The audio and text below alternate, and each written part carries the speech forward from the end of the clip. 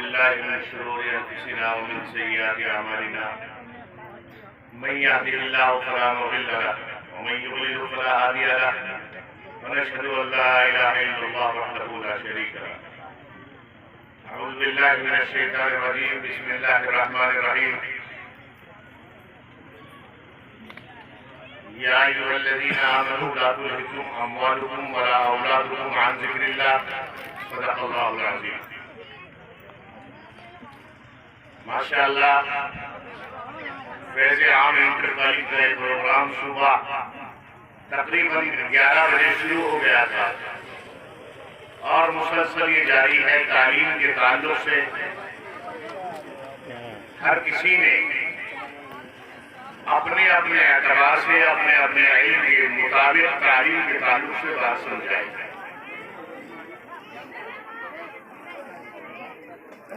मुझे सबसे अच्छी बात मौलाना नूर हसन साहब जो बसोड़े से तशरीफ लाए हैं और खुद एक कॉलेज के प्रिंसिपल हैं, डायरेक्टर हैं, पूरे जिम्मेदार हैं,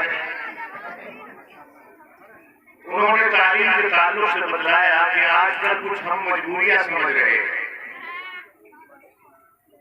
कि हमारा बच्चा इंटर कर ले तो शादी हो जाएगी, कहीं ये क्यों ना कह दे कि अनपढ़ बच्चा है। हमारी बच्ची हाई स्कूल कर ले तो कहीं ये ना कह दे कि भाई पढ़ी लिखी तो है नहीं। हमारे दौर में हम देखा करते थे, सुना करते थे, पुराने करीम के पढ़ने को तालीम समझते थे। हमने देखा है बचपन में जब कोई पढ़ाई के ताल्लुक से बात आती थी तो बड़े हमारे बिरादरी के कहा करते थे, हाँ माशाअल्लाह कुरान शरीफ भी पढ़ लिया और बेहतरी देवर भी पढ़ लिया। दुनियावी तालीम तो दूर, दीनी तालीम भी आज हमारे यहाँ से उठ गई, जनाजा निकल गया दीनी तालीम। बहरहाल मैं सुबह से सुन रहा, बातें सब सामने आई। बड़े काबिल मुबारकबाद है ये टीम जो बिरादरी के अंदर खासकर सबसे पहले डॉक्टर मोहम्मद यूसुफ साहब असारवी, जिनको एक अर्सा दराज हो गया इस कौम से झगड़ते लड़ते और इस कौम को, इस बिरादरी को उठाने के लिए हम वक्त वो तैयार रहते हैं। और मैं उन्हें एक शेर कहना चाहता हूं कि मेरा आज़्म इतना बुलंद है कि मुझे पराए शोरों का गम नहीं है। मेरा आज़्म इतना बुलंद है कि मुझे पराए शोरों का गम नहीं। मुझे खौफ है कि ये आतिशे को, इस चमन को जलाना। आज हमारे हालात अभी खड़े भी नहीं होते कि इतने में टांग खींचनी शुरू कर देते। मेरा मजमून आप तो ही बोलो बिल्कुल हटके है। आपने तालीम के ताल्लुक से सुन लिया, समझ लिया और कर लिया। नहीं यहाँ जो एक कुर्सी आराम से चलो वहाँ बैठो जो यहाँ बैठो। तालीम इतनी बड़ी नियामत है कि ये एक रोशनी है।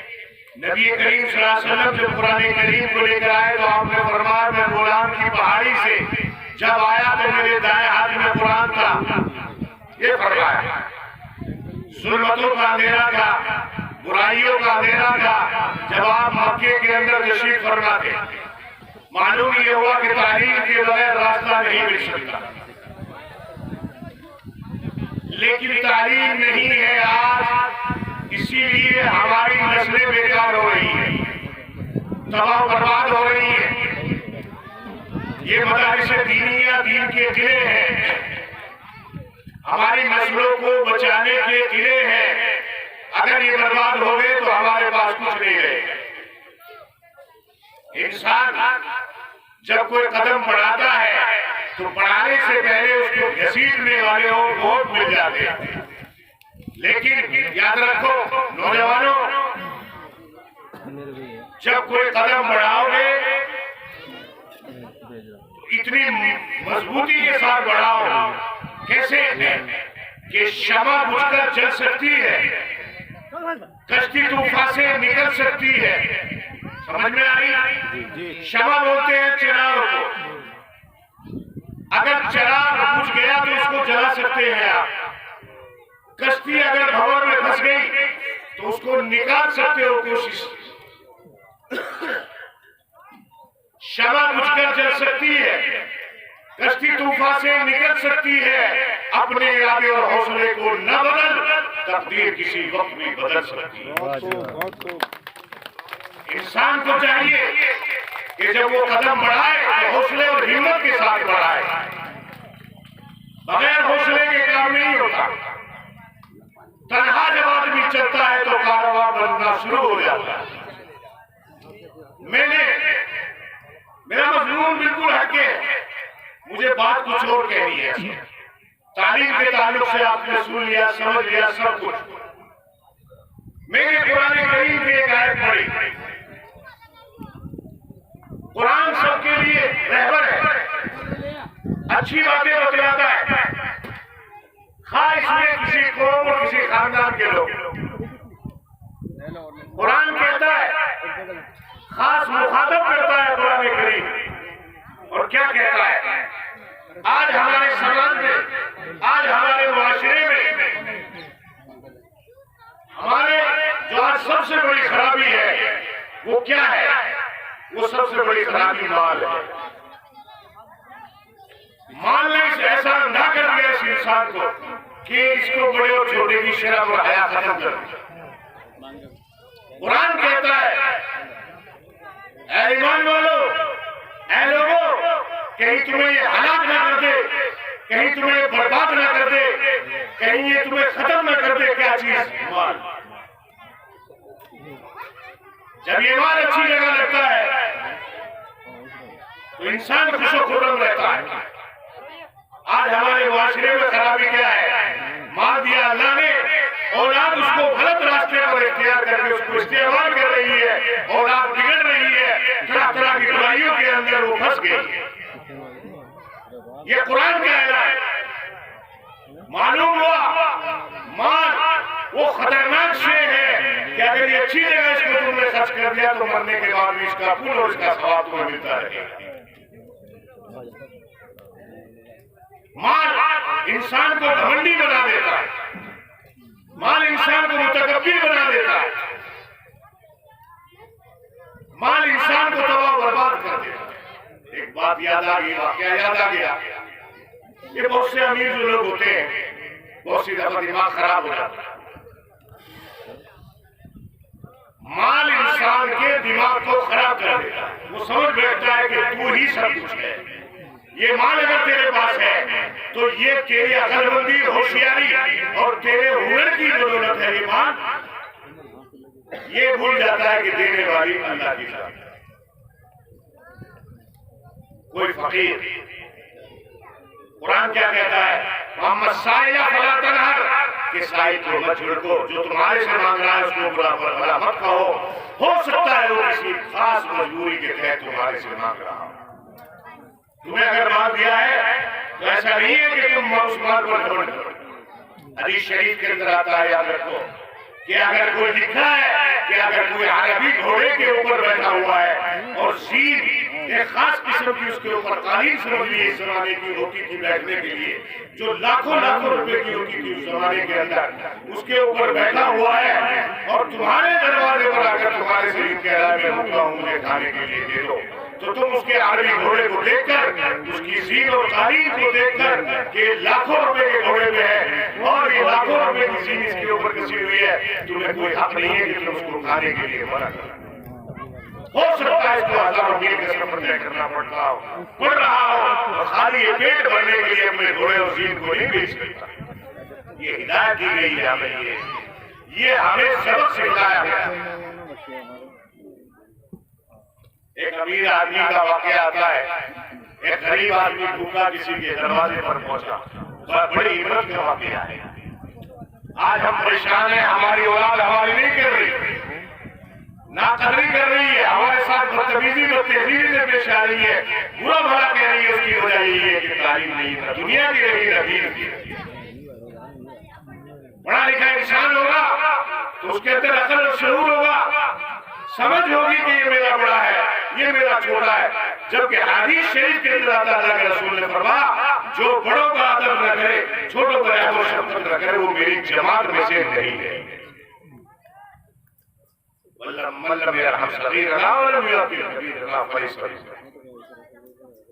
जो बड़ों का अदब एहतराम न करे, छोटों के ऊपर शफकत और रहम न करे, ये समझ कर के मेरे से छोटा है। अल्लाह के रसूल ने, हमारे नबी ने फरमाया, जो हमारी जमात में से नहीं है। मालूम हो जमात से खारिज। एक फकीर आदमी अमीर तरीन के घर पहुंचता है, बहुत से मालदार, सब नहीं होते, बहुत से मालदार, दिमाग खराब हो जाता है। बहुत से मालदार नए दिमाग खराब कर देते हैं, और बहुत से नए मालदार अपने पुराने दौर को याद रखते हैं कि जमाने में तू ऐसा था कि सूखी रोटी खाया करता था, आज तुझे मक्खन और दही और दूध दे रहा है उम्र वाला, तो उसका कर्म है, मेरा कोई कमाल है कि नहीं ऐसा? तो बहुत से मालदारों को दिमाग खराब हो जाता है। एक फकीर पहुंचा, आजकल फैशन चल रहा है, अच्छी खासी कोठी बनाएंगे, फिर उसमें एक दरबार छोड़ेंगे, चौकीदार इसको बोलते हैं, और बहुत सोने तो मिजाज बना लिया, कुत्ता भी रखते हैं, बड़ा आलीशान कुत्ता रखते हैं, हजारों लाखों रुपए के कुत्ते रखते हैं, छोड़ दे। एक फकीर पहुंचा, दरबार था किसी मालदार के दरवाजे पर, उसने कहा, भाई मैं 2 रोज से भूखा, मुझे कुछ खाने के लिए। दिमाग खराब है मेरा। बहुत सी दफा जो मालदार बदतमीज, बदतहजीब, बदजुबान होता है, उसका नौकर भी वैसा ही हो जाता है। कहा उसने, मैं 2 रोज से भूखा हूं, मुझे कुछ खाने के लिए। उसने कहा, भाई आप कुछ नहीं। इतने में कुत्ता एक घोंसने लगा। उस फकीर ने, उस साई ने कहा, साई ने, भाई ये जो कुत्ता घोंस रहा है, इसका सूखा टुकड़ा तुम्हारे पास पड़ा हुआ होगा, वो सूखा टुकड़ा दे दो मुझे, मैं 2 दिन से फकीर में हूं, भिगो कर खा लूंगा, पेट भर। अभी ये गुफ्तगू चल रही थी, मकान मालिक अंदर से आ गया। इंसान को कभी भी उस जात को नहीं भूलना चाहिए। वो जात ऐसी है कि फकीर को बादशाह बना देता है और बादशाह को फकीर बना देता है। क्या है, चंद सेकंड में जब उसका हुक्म आ जाता है, तो ये जानदार आदमी बेजान होकर जमीन पर गिर जाता है। जुमा 8 दिन नहीं गुजरते कि लोग घर वाले उसको बुला देते। हो था, हमारे वालिद थे, कोई हमारा भाई था, कोई हमारा भाई। और बहुत से घरों में तो ये हाल है कि मरने वाले को जब रोते हैं ना, तो मरने वाले को नहीं रो रहे, बल्कि उसके माल को रो रहे हैं। जो हमें खाने को ला के देता था, कपड़े ला पिलाता था, कौन पहनाएगा? ये हाल हो चुका।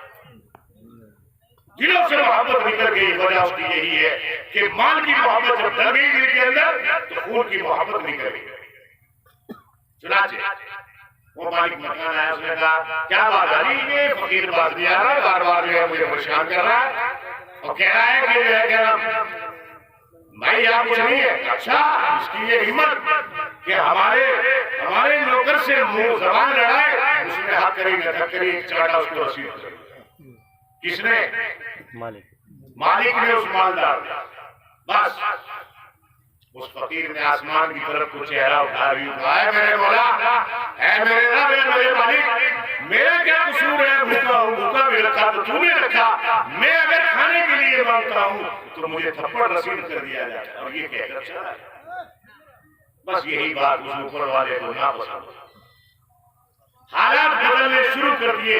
6 महीने नहीं गुजरे कि उस अमीर तरीन आदमी के हालात ये हो गए कि उसने अपनी बीवी को बुलाया, और बीवी को बुलाकर यूं कहने लगा कि अब मेरी ताकत नहीं है कि मैं तेरा भी पेट भर सकूं, इसलिए मैं तुझे आजाद करता हूं, कहीं दूसरी जगह जाकर अपना घर बसा। समझ में आई? भारी समझ में। चुनाचे ऐसा 6 महीने के अंदर ऐसा कर दिया। किसने किया? ये ऊपर वाले ने। घमंड उसको पसंद नहीं। उस जात के अंदर घमंड है कि जिसको चाहे बना दे, जिसको चाहे मिटा दे, 1 सेकंड में बना दे, 1 सेकंड में बर्बाद कर दे। हमारी तुम्हारी कोई हैसियत नहीं है। इसीलिए फारसी के इमाम होते हैं, वो कहते हैं कि तकब्बुर मकुन ज़ीनहार बिसर के रोज़े बदस्तस बसराई। ऐ बेटे तकब्बुर मत कर, तकब्बुर बहुत बुरी बला, वरना एक दिन सर के बल जमीन में। उसने अपनी बीवी को तलाक दिया। उसकी बीवी ने दूसरी जगह निकाह कर लिया, शादी कर ली, नए शोहर के साथ बैठकर खाना खा रही थी तो किसी साइल ने सवाल किया कि लाओ कुछ अल्लाह के नाम पर, मैं भूखा हूं, मुझे खाने के लिए। ठीक, खाने के लिए दिया गया। नए शोहर ने कहा अल्लाह की बदी ले जाओ, पता नहीं क्या है, उससे भूखा है, इसको खाने के लिए। उन्होंने खाने के लिए लेकर जो गई और देकर जो वापस आई तो आंखों में उसके पानी था। उसने शोहर ने कहा उसके क्या बात, फकीर ने कुछ कह दिया कि नहीं, फिर आंखों में पानी आंसू जो है कहा बस ऐसे ही फकीर को देखकर दिल भराया कि नहीं बात कुछ और है। जब उसको शक्ति की तो उसने बताया कि दरअसल बात यह है कि ये फकीर बहुत बड़ा अमीर तरीन आदमी था जो मेरा पहला शोहर है, आज ये इस नौबत पर आ गया कि ये फकीर हो गया। अच्छा, अब दिल पर हाथ रख के दूसरी बात सुन, मैं वो फकीर हूँ जिस फकीर के जिसे तेरे शरीर ने चाटा मारा था। बीवी भी दे दी और माल भी दे दिया उस ऊपर वाले ने उस फकीर को, उस फकीर को। तो ये माल ऐसी बड़ा, ये माल अच्छी जगह अगर हमारा खर्च हो गया, अच्छी जगह लग गया। मैं आज ये करना चाहता हूँ कि सुबह से तालीम के ताल्लुक से बयान चल रहे हैं और बहुत जरूरी है। तालीम अगर होगी तो हमारी नस्लें हमारे एहतराम करेगी, इज्जत करेगी, वफात करेगी, पता चलेगा माँ बाप क्या चीज है। ये नहीं बस एक बात और मैं अपनी बात खत्म करता हूँ कि माँ बाप इतनी बड़ी दौलत है, इतनी बड़ी दौलत है कि दुनिया के अंदर इससे बड़ी कोई ताकत और कोई दौलत नहीं है। हज़रत मूसा अलैहिस्सलाम का एक वाक़या याद आ गया, बस उस पर मैं अपनी बात खत्म करूं, ज्यादा वक्त नहीं ले रहा। हज़रत मूसा अलैहिस्सलाम, आप हज़रत से कहता हूं बस आप लोगों को समझाने के लिए, जैसे हमारे मोहम्मद साहब नबी हुए ऐसा ही मूसा भी एक हमारे नबी हुए। उन नबी ने ऊपर वाले से कहा, अल्लाह से कहा कि अल्लाह मुझे ये बतला दे स्वर्ग के अंदर यानी जन्नत के अंदर मेरा पड़ोसी कौन हो। उसने कहा बतला दिया जाएगा, फला शहर में एक कुरैशी है जो गोश्त का कारोबार करता है, वो तुम्हारा पड़ोसी होगा जन्नत के अंदर। क्या मैं देख सकता हूँ, मिल सकता हूँ? क्या मिल गया? मूसा अलैहिस्सलाम उस शहर में पहुंचे, मालूम किया कि फला कुरैशी है। वो आया सुबह को, उसने अपनी दुकान खोली, दुकान खोलकर जो उसको गोश्त बेचना था वो बेच दिया और एक 5 चाय टुकड़ा उसमें से अच्छे वाला रखकर ठेले में रख दिया। और जब दुकान बंद करके चलने लगा, मूसा ने कहा भाई मैं तुम्हारे साथ घर चलना चाहता हूँ। उसे नहीं मालूम कि ये है, कहा ठीक है चलिए। मूसा अलैहिस्सलाम उसके साथ चले गए। घर में पहुंचा तो देखा एक टूटी हुई सी चारपाई है, उसमें एक बूढ़ी अम्मा लेटी हुई। ये गया, इसने जाकर हांडी तैयार किया, सालन बनाया, फिर अपने हाथों से रोटी बनाई और रोटी बनाकर उस अम्मा को सहारा देकर उसको खाना खिलाना शुरू किया। मूसा देख रहे हैं बैठे, ये क्या बात है। जब खाना खिला रहे थे तो बूढ़ी अम्मा कुछ जबान से फड़फड़ा रही थी, सुनाई नहीं दिया, लेकिन कुछ कह रही थी। उसके होठों से अंदाजा लग रहा था कुछ कह रही है। जब खाना खिला दिया, मूसा अलैहिस्सलाम ने कहा है भाई ये बड़ी बिल्कुल है। लगा ये मेरी अम्मा है, तुम्हारे बीवी बच्चे कहाँ है? उसने कहा बराबर में। मेरा रोजाना का मामूल है कि जब मैं दुकान पर जाता हूँ तो सबसे पहले अपनी आवालदा के लिए मैं चाय बनाकर पिलाकर जब दुकान पे जाता हूँ। एक बात और मैं बतलाना चाहता हूँ, शरीर बात बता, इसमें आज हमारी बहुत खराबी है। सबसे बड़ी खराबी ये है कि आज हम अपनी बीवियों पे लट बजाते हैं इस वजह से कि मेरी वालदा की खिदमत कर है नहीं ऐसा, जबकि उसका कोई हक नहीं है। हक तुम्हारा है, तुम्हारी बात। उसका तो एहसान है कि वो अगर वो माँ समझकर तुम्हारी वालदा की खिदमत कर दे, वरना तुम जबरदस्ती जोर ठोक करो, मार पिटाई करो, तुम्हें कोई हक नहीं है इसका कि तुमसे जबरदस्ती करो। अरे तुम तो खुद कर ले रहे हो, उसको क्या करेंगे बेचारे। मूसा अलैहिस्सलाम ने सुना, मूसा अलैहिस्सलाम ने उसको बुलाया और बोला कि कहा भाई ये बड़ी बीवी तुम्हें क्या कह रही है। तो वो हंसा और हंसकर यूं कहने लगा कि आज की बात नहीं है, बराबर 20 साल हो गए इसको। कितने? 20 साल हो गए और 20 साल से बस मुझे यही कहती है क्या कि जा अल्लाह तुझे मूसा का जन्नत में पड़ोसी बना दे। ये है वो माँ। नौजवानों, आपके लिए बोल रहा हूं, वरना मौजूद मेरा दूसरा, खासकर आज ये बीमारी हो गई हमारे अंदर के वालिदैन की नाफरमान ज्यादा बढ़ गई, इसीलिए नौकरी नहीं लग रही, मुलाजमत नहीं लग रही, कारोबार नहीं चल रहे। उसकी वजह सिर्फ यही है कि हमने अपने माँ बाप को माँ बाप नहीं समझे, बल्कि उनको दुनिया का एक आम आदमी समझे। इसीलिए लिखा है कि माँ बाप को भी चाहिए कि वो 24 घंटे में कभी औलाद के हाथ में बद्दुआ ना करे। कोई वक्त बताइए नहीं है माँ बाप की दुआ और बद्दुआ का कभी भी अल्लाह कबूल कर सकता है। समझ में आए ये रुतबा कहां से मिला? ये माँ बाप खालिस वालदा की खिदमत से मिला। एक शख्स आया, अल्लाह के रसूल से अर्ज किया, अल्लाह के रसूल, वो से सुनियो बात आ गई, जहन में डाल दिया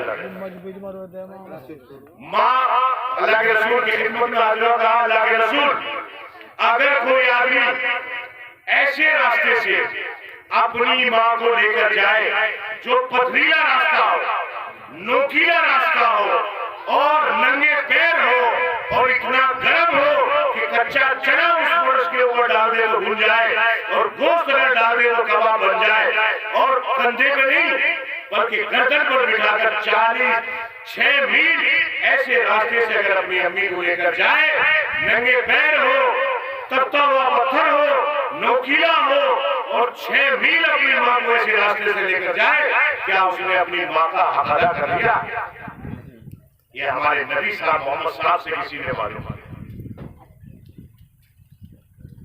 आपने कहा भाई और आपने यूं कहा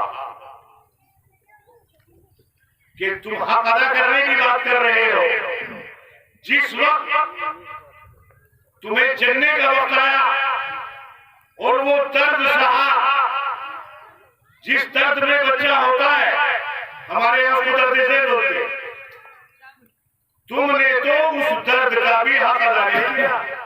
तुम कह रहे हक अदा कर, तो माँ बाप, नौजवानों, माँ बाप इतनी बड़ी कीमत है जिनके जिंदा है उनकी खिदमत करो।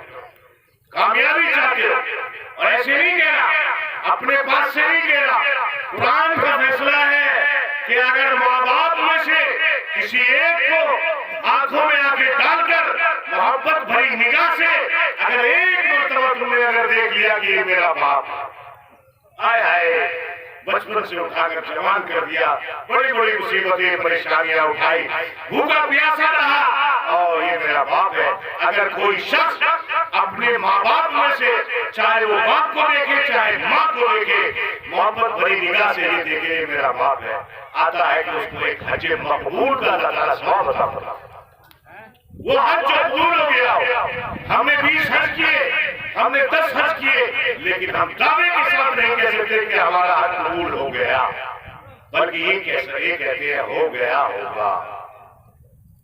लेकिन कुरान कहता है, अल्लाह के रसूल ने फरमाया कि अगर कोई 100 मरतबा ऐसे देखे तो अल्लाह के रसूल ने फरमाया अल्लाह के खजाने में कोई कमी नहीं है। 100 मरतबा अगर कोई देखेगा अल्लाह ताला 100 हजों का ही उसको सवाब अता फरमाएगा।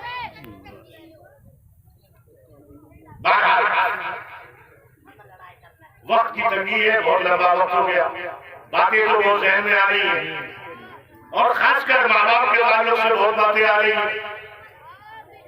हमेशा मैं नौजवानों से यही दरखास्त करना चाहता हूँ और देखिए याद रखो, कुरान करीम के अंदर अल्लाह जब ये फरमा रहा है तो अल्लाह ये भी फरमाता है जिसके माँ बाप खुश है मैं भी उससे खुश हूँ, जिसके माँ बाप नाराज है मैं भी उससे नाराज हूँ। दूसरी बात, आज हमने लड़कियों को, लड़कों के मुकाबले में लड़कियों को हमने नजरअंदाज कर दिया, यानी पसे पुष्ट डाल दिया, पीछे छोड़ दिया।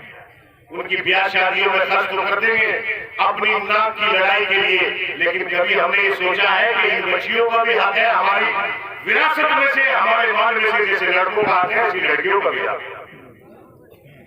बिरादरी के अंदर अगर सबसे पहले किसी ने हक अदा किया है, मुफ्ती मेहरबान अली शाह नफ़रल्लाह मर्तदा हुए कि उन्होंने अपनी बहन को जमीन बेचकर पहले उसका हिस्सा अदा किया, इसको बोलते हैं वरासत। लेकिन आज हमने बोला लड़की को कमजोर मानते, वाकया तारीख हमारे अंदर, हमारे पास है, भरी पड़ी है, लेकिन बात यह है कि अल्लाह ताला ज्यादा से अगर थोड़ी सी बात पर अमल करने की तौफीक अता फरमा दे, वो सबसे बड़ी कामयाबी।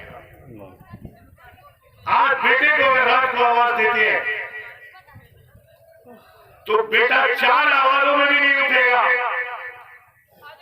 और उधर बेटी अगर पड़ी हुई होगी तो जैसे ही बेटे को आवाज देंगे बेटी की आंख खुल जाएगी, जी अम्मू क्या बात है, बेटा पानी चाहिए, बेटे की परवाह भी नहीं है ऐसा। ये खराबी है आज हमारे माल के अंदर खराबी है। जैसा खिलाओगे अन्न ऐसा बढ़ेगा मन, ये बड़ों की कहावत। और ये हदीस भी है कि हलाल रोटी अगर खिलाओगे तो हलाल असरात आएगा, हराम खिलाओगे तो हराम असरात आएगा। हराम खाकर अगर नमाज पढ़ोगे तो नमाज तुम्हारी एक बारिश भी तुम्हारे सर से ऊपर नहीं जाएगी, है कि नहीं? तो रोजी का दखल आजकल मरने के बाद में विरासतों पर लड़ाई होती है, माल पर लड़ाई होती है, भाइयों भाइयों में मुकदमेबाजी होती है नहीं होती। एक वाकया आता है बेटी के ताल्लुक से, बेटी को कितनी मोहब्बत होती है अपने माँ बाप से, बेटे को नहीं होती। बेटा तो माल के चक्कर में, उसे तो माल चाहिए। ए बच्चे खामोश हो जाओ, किसी शख्स का इंतकाल हुआ, मर गया, जनाजे को लेकर जा रहे थे, गौर से सुनो बात, बेटी के ताल्लुक से बता रहा हूं, ये लफ्ज़े जिगर है। नबी ने फरमाया फातिमा ज़हरा के बारे में, लफ्ज़े जिगर, जिगर का टुकड़ा ये देने की चीज नहीं थी अगर ये दुनिया का रस्म रिवाज ना होता।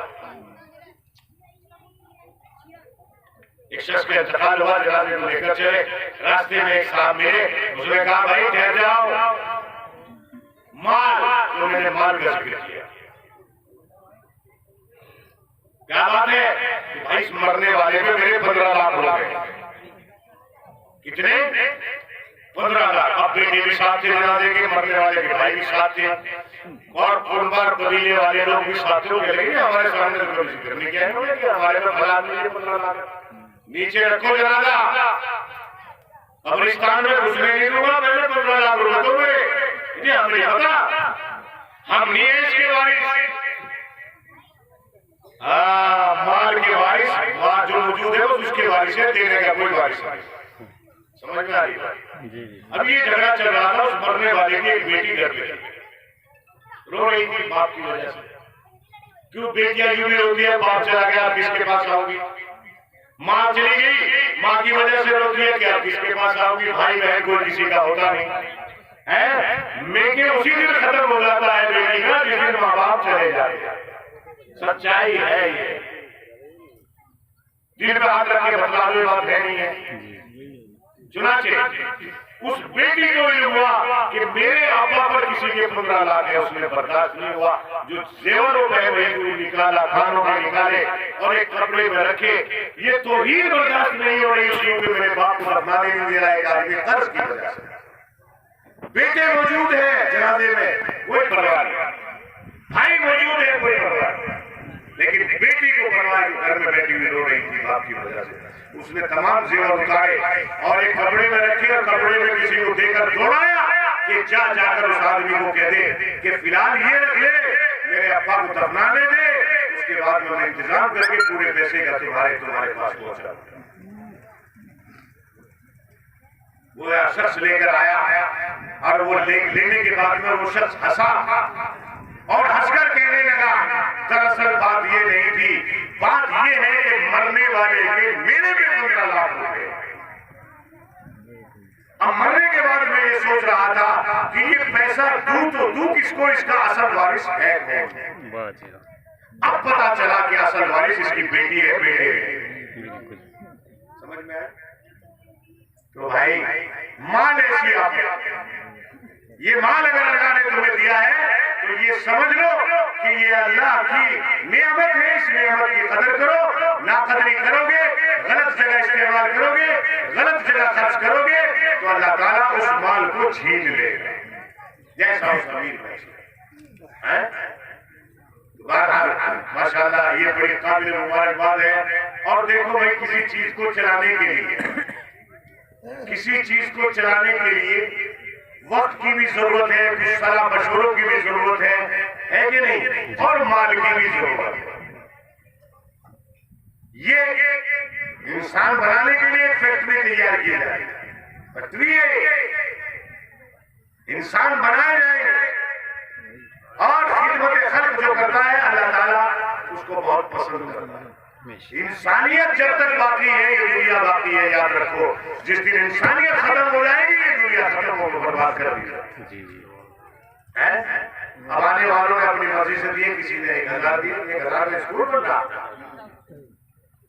क्यों भाई बताओ, है कोई अल्लाह का शेर ऐसा जो कह रही मैं कमरा बनवाऊंगा या मेरी तरफ से इतने? सबका हिस्सा है, खाली तकरीर करने से हिस्सा नहीं बनेगा भाई, ना सुनने से बने जी है। और ये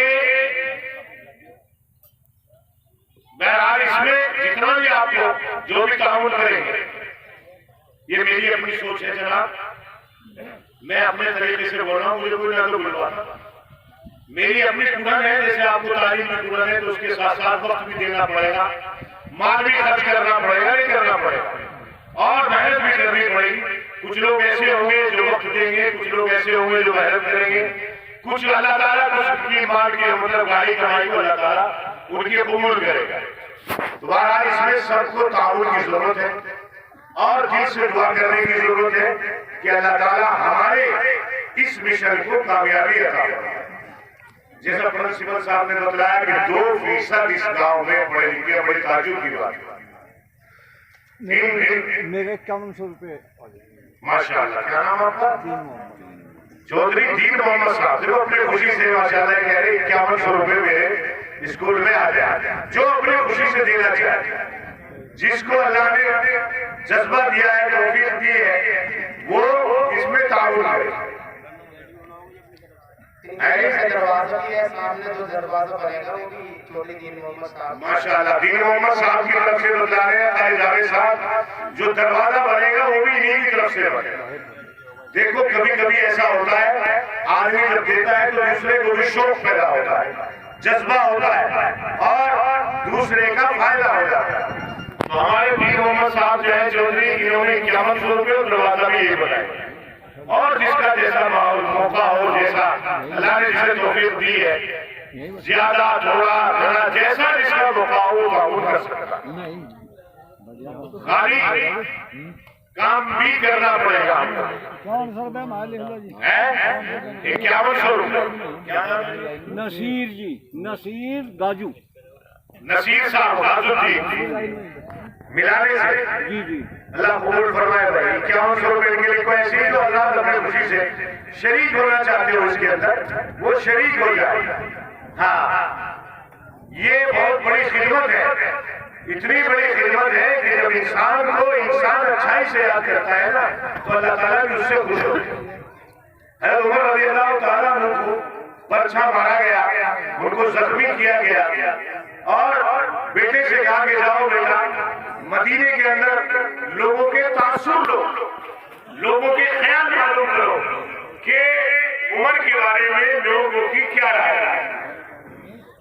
तो बेटे ने बतलाया कि आपको अच्छाई से याद कर रहे हैं, लोग परेशान हैं आपके जख्म से, बहुत से घरों में चूल्हा नहीं जला और आपको याद कर रहे हैं।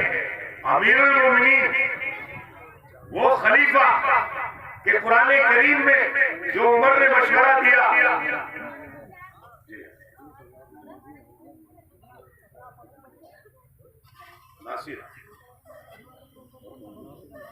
नासिर भाई मिलाना, इन्होंने 20,000 रुपए, इन्होंने नासिर भाई ने 20,000 रुपए नकद दिए। माशाल्लाह आपके फैज़-ए-आम इंटर कॉलेज के लिए अल्लाह इनके देने को कबूल फरमाए। भाई आमीन कह दिया करें, आमीन का मतलब यही है। समझ में आ रही है बात? आमीन इसी को कहते हैं। मैं एक दिहाड़ी आपको साथ सुना देता हूँ कि जिस चीज के ऊपर अल्लाह ने इनाम दे रहा हो तो उसे कह लेना चाहिए। अब हम लोग कहते हैं इंशाअल्लाह। इंशाअल्लाह का मतलब अरबी का ये है कि अगर अल्लाह ने चाहा तो अल्लाह जब चाहेंगे किसी काम को तभी तो होगा, नहीं होगा, वरना हो ही सकता। अल्लाह भगवान खुदा सब कुछ जब चाहेंगे तभी तो होगा। अब कोई हमारे चौधरी साहब जो है गए, भैंस खरीदनी थी, पेट में से कहा कि भाई कारी साहब मिल गए, घर जा रहे सारे, चौधरी साहब कहा जा रहे, अरे वो भैंस लाऊं पेट में, कह रहे हैं इंशाअल्लाह कह लो भाई, अल्लाह जब चाहेगा तभी तो लाओगे। अरे लोगों जेब में भाई इंशाअल्लाह तो ये थी ना, ये माल ऐसी आफत है अभी जो मैंने बताया, कुरान का हवाला दिया। दूसरी जगह कुरान के अंदर अल्लाह फरमाते हैं इन्नमा अमवालुकुम व औलादुकुम फितना, कहीं फितना बतलाया कुरान ने, और कुरान ने जो बात कह दी वो सच है, बराबर है आदमी से।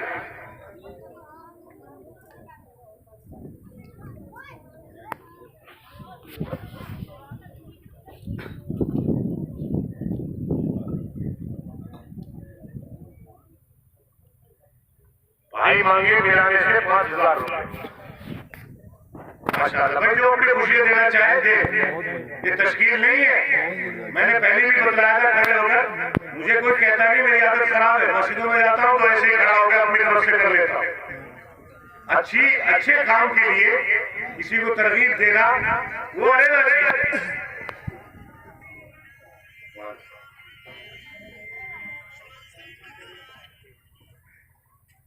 तो मैं क्या कह रहा था, याद है मुझे? भाई शौकीन है, उनकी तरफ से 51 नाम भी लिखते रहिए।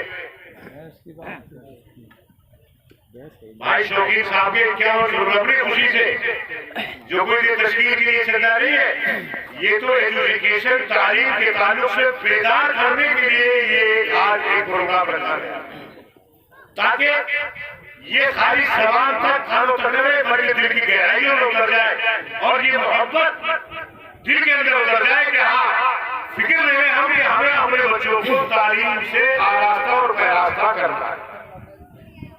तो चला भाई गाड़ी जेब में बड़ी इंशाअल्लाह, तो अब पहुंचा जैसे बड़े की पीठ में गाड़ी जेब साफ कर दी किसी अब एक चौधरी साहब ने अरे बड़ा ले ली भाई गैस, इंशाअल्लाह जेब कर दी। अब जल्दी आए अब क्यों कह रहे हैं इंशाअल्लाह? अब पहली फुर्सत में अगर तू कह देता तो पैसे तो न रखते, अल्लाह को बुरी लगी ये, समझ में आई? काम वो करो जो अल्लाह को अच्छा लगे।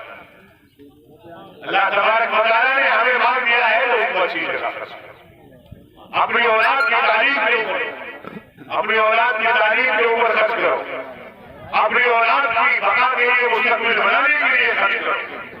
गरीब हो जो बच्चे ऐसे हैं जो तालीम नहीं पा सकते, उनके ऊपर खर्च करो। ये सदका जारिया, सदका जारिया है, याद रखो।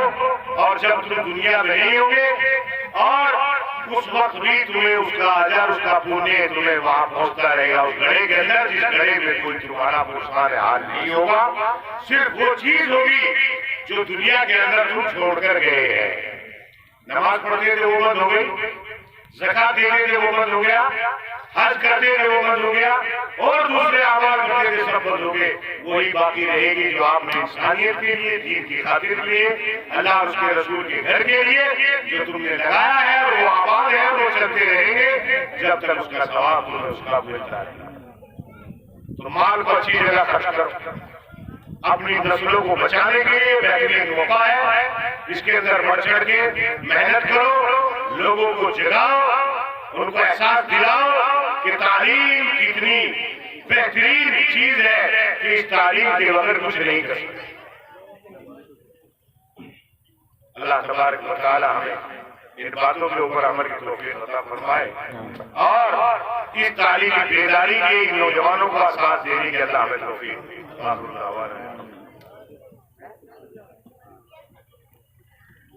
बहुत बहुत शुक्रिया। बड़ा तफसीली किताब हुआ है हमारे मौलाना मोहम्मद नियाज साहब का।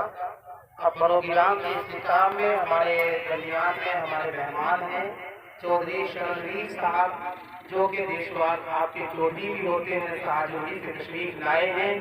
वैसे भी आजकल खाबे काफी मशहूर है, इसलिए मैं दरख्वास्त कर रहा हूँ कि वो भी तशरीफ लाएं और अपने ख्यालात का इज़हार फरमाएं। चौधरी शरणवीर साहब।